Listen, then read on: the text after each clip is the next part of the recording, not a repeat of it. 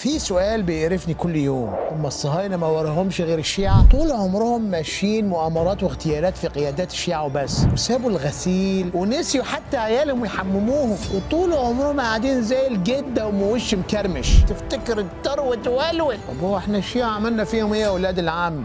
يكون الشيعة عازمين مع بامية من غير لحمة؟ معقول الشيعة هم اللي سيروا غوايش رحيل مثلا؟ ولا قتلوا لهم قتيل؟ كل مرة اشوف اخي يقول تظنون ان خيبر سيرعبنا؟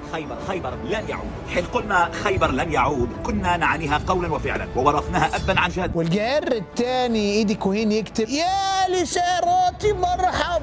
ولسه ايه بالظبط؟ لما تدور على الموضوع تشوف السبب كله هو سيد الشيعة الامام امير المؤمنين علي بن ابي طالب عليه السلام. هو الوحيد اللي مش خرم خيبر اللي تعتبر اقوى حصون اليهود وبس، ده عمل منه كباب كفته وقتل مرحب بطل ابطالهم. وخد بالك الامام علي كان عيان في وقتها، ده عيان وهيعمل فيهم كده، لو كان صحي كان هيعمل فيهم ايه؟ يبقى اكتبوا لي في الكومنت كان هيكون حالهم ازاي. نكمل. عشان كده كل يوم يطل عليك جار يقول الطار ولا العار، والطار هيتاخد يعني هيتاخد. يا عم ما تروح تصع على نفسك لا موله بلا طار بلا بتاع. بس بصراحه في حاجه مش داخله دماغي، هم ليه ما عندهمش طار مع ابو بكر وعمر؟ بلاويهم كلها مع شيعة علي وبس. يعني في طار مع الامام علي فهم، ابو بكر وعمر لا.